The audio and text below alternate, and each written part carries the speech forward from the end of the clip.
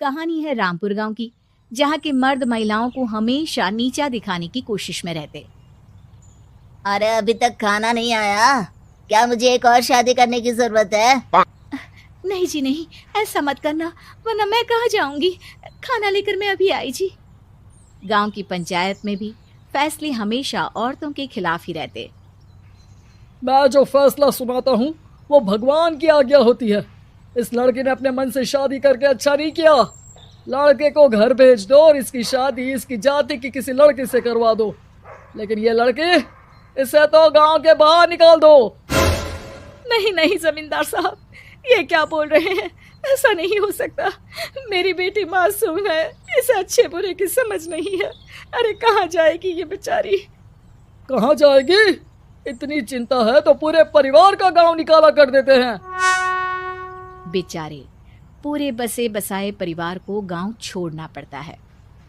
चाहे जो हो, अगर बेटियों को कंट्रोल नहीं कर सकते तो गांव में रहने का कोई मतलब नहीं है। यहाँ औरतों को दब कर रहना होगा। कोई भी अपने हिसाब से कुछ नहीं कर सकता, सब ईश्वर की मर्जी से ही होगा। तभी गांव का एक आदमी दौड़ा दौड़ा आता है। सरपंच साहब, जमींदार साहब, वो कालिया है ना, उसकी बेटी पढ़ने के लिए शहर जा रही है। अच्छा, ये कब हो गया? और कालिया की हिम्मत कैसे हो गई ऐसा करने की? लेकर आओ उसे और उसकी बेटी को। बस फिर क्या था, हाजिर हो जाते हैं कालिया और उसकी बेटी सरपंच के सामने। अरे कालिया, ये क्या सुनने में आ रहा है? बेटी को इंजीनियर बना रहा है तू? और ये बता, गांव में तो स्कूल नहीं है, फिर कहां से इतनी क्लास पास कर गई तेरी बेटी? राधा, जो कि कालिया की बेटी है, उसे लगता है कि सरपंच उसकी तारीफ कर रहे हैं। सरपंच जी, मैंने ऑनलाइन पढ़ाई की है, डिस्टेंस लर्निंग से। सभी में मैंने अच्छे नंबर पाए हैं, जिसे देखते हुए शहर की इंजीनियरिंग कॉलेज में मुझे स्कॉलरशिप मिली है। वाह जी वाह, क्या होती है ये? पहले तो ये बताओ, फिर आगे की बात करते हैं। पूरा गांव राधा की बात सुन रहा था और राधा बोलती जा रही थी। तो ऐसे मैं फ्री में एक अच्छी शिक्षा लेकर गांव में जो कुछ परेशानियां हैं, जैसे बिजली, पानी और इंटरनेट जैसी समस्याओं के लिए काम करूंगी। मैं गांव को शहर से जोड़ने के लिए पुल का निर्माण करवाने का प्रस्ताव रखूंगी। मुझे पूरी उम्मीद है कि जल्द ही हमारा गांव भी तरक्की की राह पर चल पड़ेगा। राधा की बात सुनकर सारे गांव वाले ताली बजाने लगते हैं। सरपंच को समझ नहीं आता कि वो क्या करे। चुप रह नादान लड़की, गांव के खिलाफ जाने के लिए तुझे गांव से बेदखल कर दिया जाएगा, वो भी पूरे परिवार के साथ। और हाँ, अगर ठीक से गांव में रहना चाहती है तो ये पढ़ाई लिखाई छोड़ दे। हम तेरे लिए गांव का कोई होनहार लड़का देखेंगे। तभी गांव का एक आदमी बोल पड़ता है। अरे नहीं नहीं सरपंच जी, राधा बिटिया जो बता रही है, अगर वैसा हो जाए तो हम लोगों को पैसा कमाने के लिए बाहर नहीं जाना पड़ेगा। हाँ जी, और ना ही कोसों दूर पानी के लिए भटकना पड़ेगा। हमारे बच्चे भी अच्छी पढ़ाई कर सकेंगे और आगे बढ़ेंगे, ना कि हमारी तरह खेती करते बैठेंगे। क्यों गांव वालों, राधा बिटिया का साथ देना चाहिए ना। सरपंच देखता है कि गांव राधा के साथ है तो वो चुप हो जाता है। वो घर आकर अपने सलाहकार से बात करता है, जो बहुत ही चालाक किस्म का इंसान होता है। अरे सरपंच साहब, आपको बहुत ही होशियारी से काम लेना पड़ेगा। एक बार गांव तरक्की कर गया, यहाँ के बालक पढ़ लिए तो कोई ना पूछेगा आपको। और फिर ये जो बेटा और बेटी है ना आपके, इनको भी आम लोगों की तरह ही जीवन जीना होगा। हाँ, लेकिन करे तो क्या करे? वो ना आप मुझ पर छोड़ दीजिए, बस मैं जैसा बोलूं करते जाइए।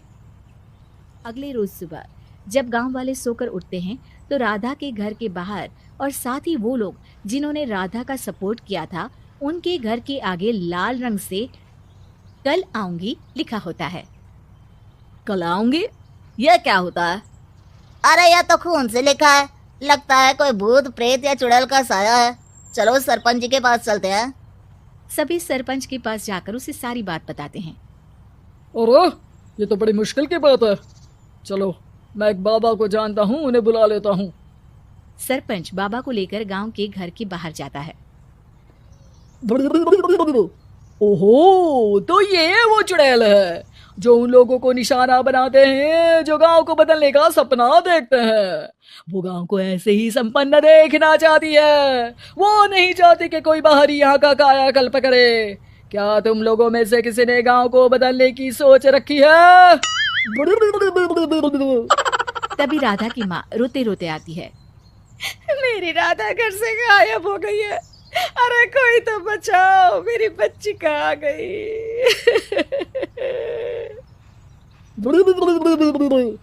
ले गई वो चुड़ैल, तेरी बच्ची को ले गई। अब वो उसे श्रापित करके छोड़ेगी। उस पर चुड़ैल का साया हो जाएगा। तभी बुरी सी हालत में राधा भी वहां आ जाती है।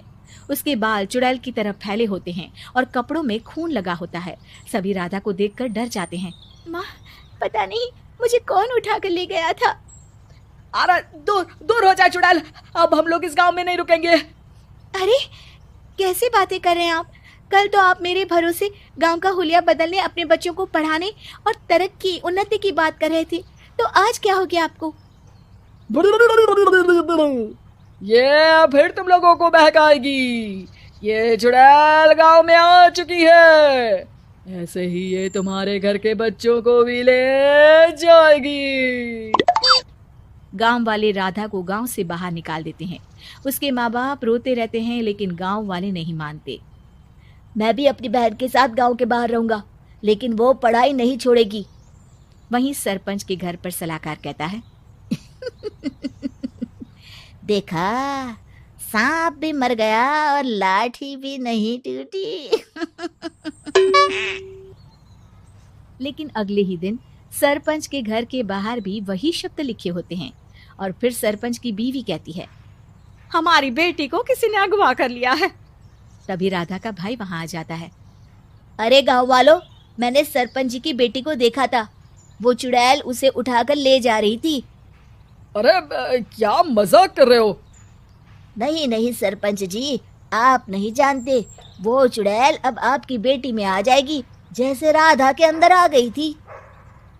तभी सरपंच की बेटी वैसी ही हालत में वहां आती है जैसे राधा आई थी। पापा, पता नहीं कैसे मैं गायब हो गई थी। चुड़ैल, इसके अंदर भी चुड़ैल का साया है, मारो इसे। अरे नहीं नहीं, इसे भी राधा के पास गांव के बाहर ही भेज दो। अरे चुप रहो, मेरी बेटी कहीं नहीं जाएगी और चुड़ैल वुड़ैल कुछ नहीं होता है। अरे कैसे बात कर रहे हो सरपंच जी? आप तो बोल रहे थे कि आपका फैसला भगवान का ज्ञान होता है, तो अपने पर बात आई तो अब आप ऐसे बोल रहे हैं। अरे ना ना ना, आपको अपनी बेटी को त्यागना ही होगा। अरे बुलाओ बाबा को। राधा का भाई बाबा को ले आता है, जिससे अब गांव वालों के डर के कारण सच बोलना पड़ता है। मैं कोई बाबा नहीं हूँ, मैं तो मोची था। ये सलाहकार महोदय ने मुझे कहा था एक्टिंग करने को। अब वो मुझे पैसे देने वाले हैं। अब मुझे माफ कर दो। गलती हो गई, मुझे माफ कर दो। तभी वहां राधा आ जाती है। देखा सरपंच जी, जब गांव के बच्चे साक्षर होंगे तो आप जैसे लोगों की चालाकी नहीं चलेगी।